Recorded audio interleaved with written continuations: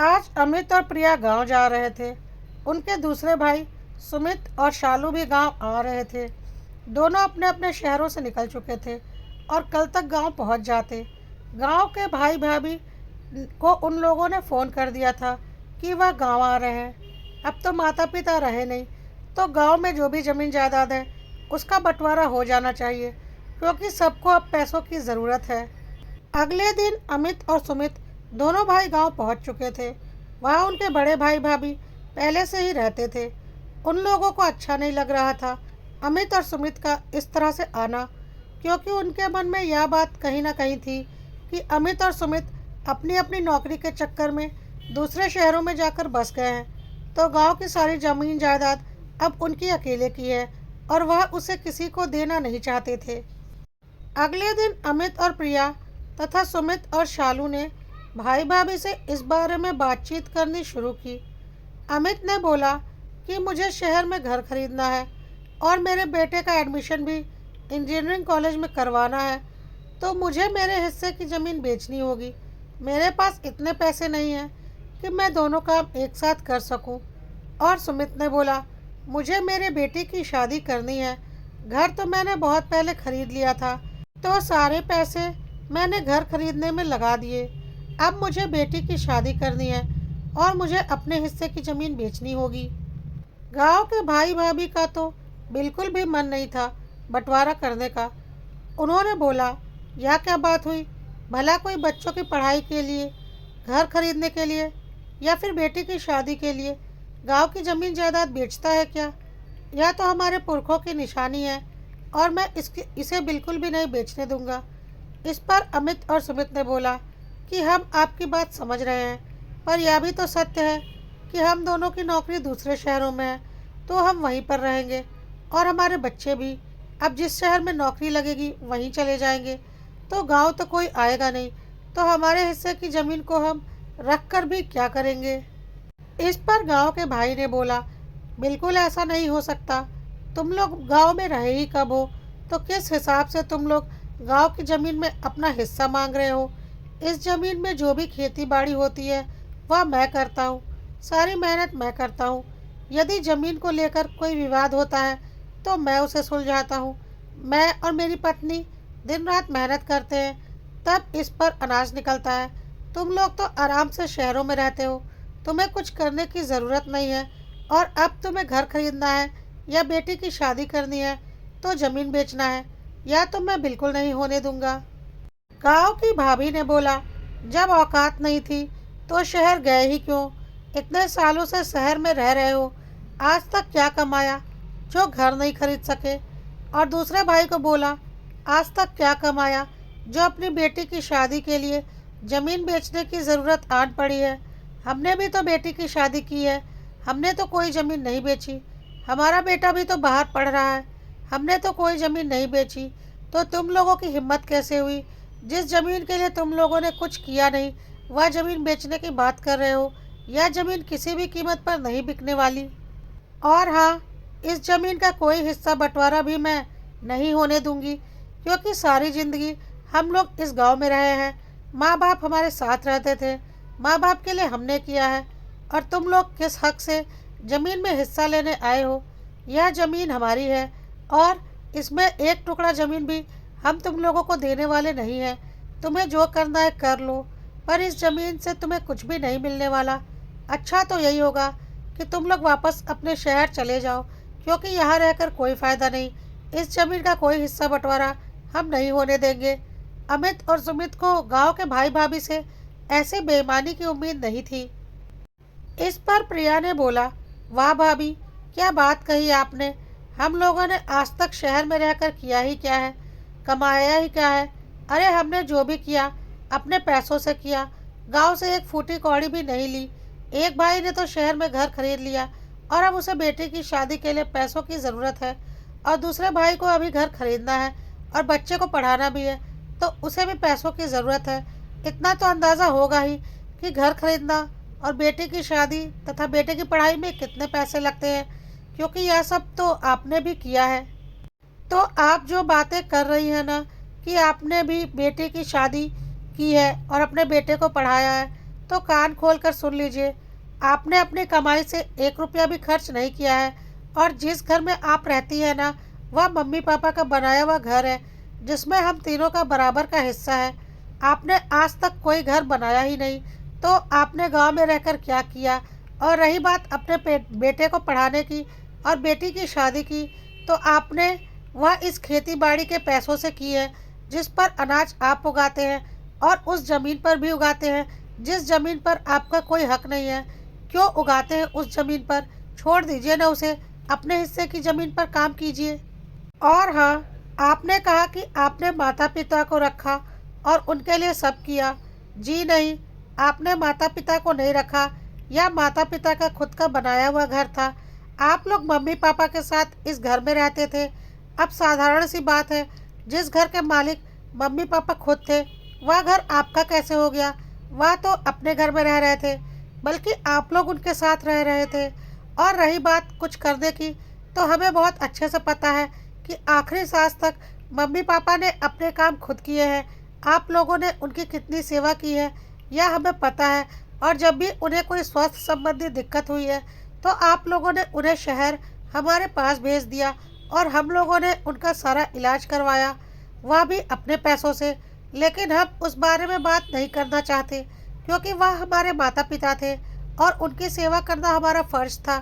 और आपने अपना फ़र्ज कितना निभाया है यह हम बहुत अच्छे से जानते हैं। अब शालू ने बोलना शुरू किया। अब तक तो हम सिर्फ खेत बंटवाने के लिए आए थे, पर अब आप लोगों की नीयत देखकर हमने सोच लिया है इस मकान के भी हिस्से होंगे और हम हमारे इस मकान में अपना हिस्सा लेंगे, क्योंकि यह मकान पर भी हमारा बराबर का हक है। आप कौन होते हैं हमें हमारा हिस्सा नहीं देने वाले? शायद आपको पता नहीं, खेत हमारे माता पिता या किसी के खरीदे हुए नहीं है, तो बच्चों के जन्म के साथ ही उसके पुरखों की संपत्ति यानी कि पुश्तैनी संपत्ति पर उसका हक खुद ब खुद हो जाता है। तो आपकी इच्छा हो या ना हो, उस पर हमारा हक हमारे जन्म के साथ ही हो चुका है। और हम आपसे अपना कोई हिस्सा मांगने नहीं आए हैं, बल्कि अपना हिस्सा लेने आए हैं। मांगना तो तब होता जब यह ज़मीन आपकी होती, या किसी की ज़मीन नहीं है, सबकी बराबर की ज़मीन है। तो हम अपना हिस्सा लेकर उसे बेचें या जो चाहे करें, उससे आपको मतलब नहीं होना चाहिए। इस पर गांव के भाई ने बोला, ठीक है, तो चलो हिस्सा बंटवारा कर लेते हैं। और जब भाइयों में हिस्सा बंटवारा होगा तो सब चीज़ों का हिस्सा बंटवारा होगा। तो तुम लोगों ने शहर में जो भी संपत्ति खड़ी की है उसका भी हिसाब निकाल लो, वह संपत्ति भी अब तीनों में बराबर बटेगी। यह सुनकर अमित और सुमित जोर जोर से हंसने लगे और शालू और प्रिया को भी बहुत जोर की हंसी आ गई। और बोला, किस दुनिया में रहते हैं आप? या तो फिर आप हमें पागल समझ रहे हैं? आपको पता नहीं है क्या पुश्तैनी संपत्ति और निजी संपत्ति में फ़र्क होता है? पुश्तैनी संपत्ति किसी की खरीदी हुई नहीं होती और उस पर सब बच्चों का बराबर का हक होता है। और निजी संपत्ति अपनी खुद की होती है, जिस पर उसके मालिक का हक होता है और वह जिसे चाहे उसे दे सकता है। तो हमारी संपत्ति जो हमने अपने निजी पैसों से खरीदी है, उस पर आपका कोई हक नहीं। ऐसी बकवास करने से पहले एक बार सोच तो लिया होता। इस पर गांव के भाई भाभी ने बोला, और जब समय समय पर गांव की ज़मीन को लेकर बवाल होता है, तो मैं और मेरी पत्नी ही जाकर उसे सुलझाते हैं। और कई बार लड़ाई झगड़े भी हो जाते हैं और उस लड़ाई झगड़े का सामना भी हमें करना पड़ता है। कितने सालों से इस ज़मीन को हमने संभाल कर रखा हुआ है, नहीं तो इस पर कोई और कब्जा कर लेता। अब बताओ, इस बात का तुम्हारे पास क्या जवाब है?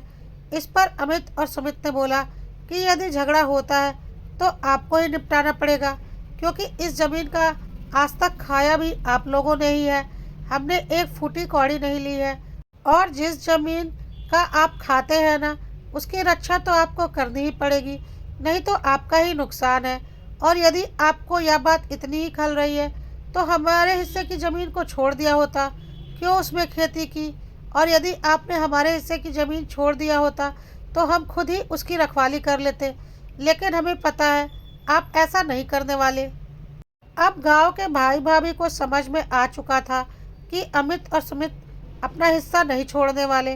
उन्होंने अपना आखिरी दांव चला और बोला, जो करना है कर लो, ज़मीन का तो कोई हिस्सा बंटवारा नहीं होगा और यदि ज़्यादा बातें बनाई तो लड़ाई झगड़े के लिए तैयार हो जाओ। अब अमित और सुमित को बहुत अच्छे से समझ में आ चुका था कि इतनी आसानी से गांव के भाई भाभी बंटवारा नहीं होने देंगे, क्योंकि उनके मन में बहुत ज़्यादा लालच आ चुका था।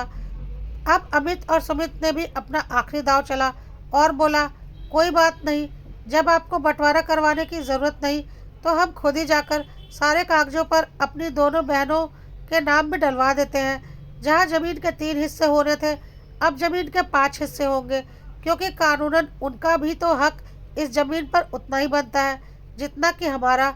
यदि आराम से हिस्सा बंटवारा कर लेते हैं तो जमीन और घर के 3 हिस्से होते, लेकिन अब आप लोगों के लालच के कारण जमीन और घर के 5 हिस्से होंगे और हम यह करके दिखाएंगे। साथ ही साथ अमित और सुमित की पत्नी ने बोला, आप लोग जो इतने मासूम बन रहे हैं ना, हम लोग कुछ बोलते नहीं, इसका फ़ायदा उठा रहे हैं। हमने आज तक इस घर से कुछ भी नहीं लिया, बल्कि हम जब भी शहर से गांव आते थे, आप लोगों की लंबी चौड़ी लिस्ट हमारे पास पहले ही आ जाती थी, जिसे हम लेकर आते थे। हमने हमेशा दिया है, लिया कभी कुछ भी नहीं। हमें यहाँ से कभी 1 किलो चावल भी ले जाने को नहीं मिला है, और आप ईमानदारी की बातें करते हैं। जरा सच सच बताइए, क्या हमारी माँ के पास कोई जेवर नहीं थे?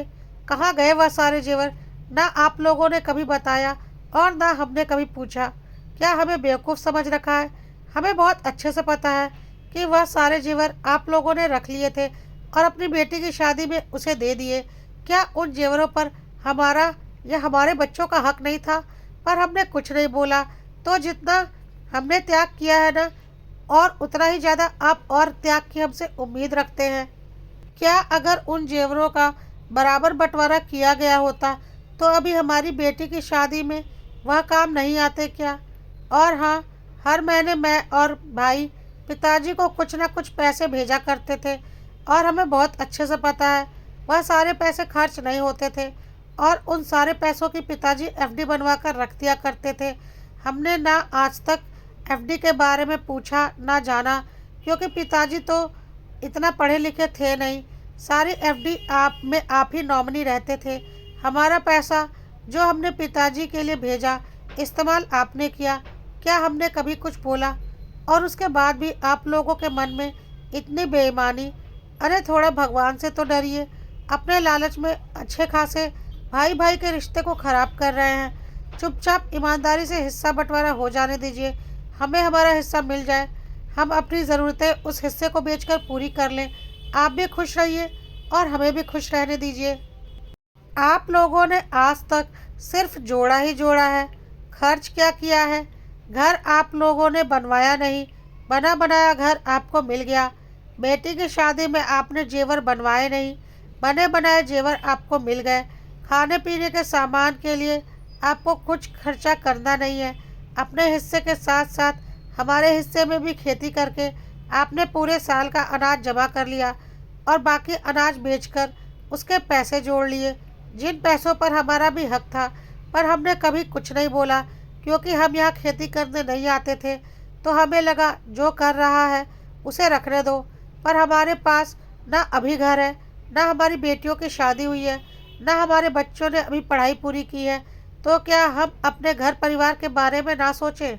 आपको तो सब कुछ पका पकाया मिल चुका है, और अगर आपको ऐसा लग रहा है कि आपका के इन बातों में आकर हम अपना हिस्सा छोड़कर चले जाएंगे, तो ऐसा कभी नहीं होने वाला।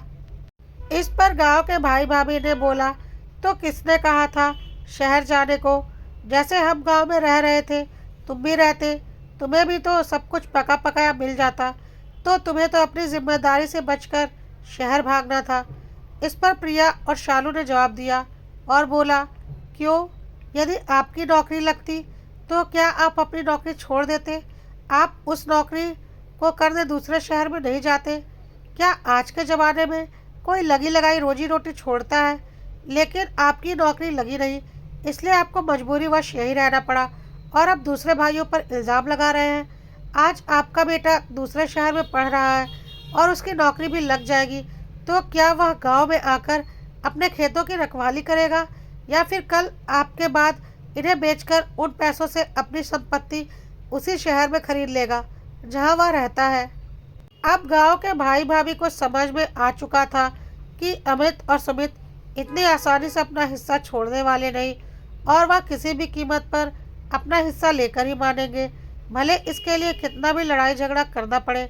इसलिए उन्होंने चुपचाप बंटवारा करने में ही अपनी भलाई समझी और बंटवारा करने के लिए तैयार हो गए। आज बंटवारे के लिए अमित, सुमित, प्रिया और शालू को बहुत कड़वे बोल के इस्तेमाल करने पड़े थे, पर यह जरूरी था, नहीं तो उनका हक और उनका हिस्सा उन्हें कभी नहीं मिलता। यह एक काल्पनिक कथा है, पर यह कई घरों की सच्चाई है।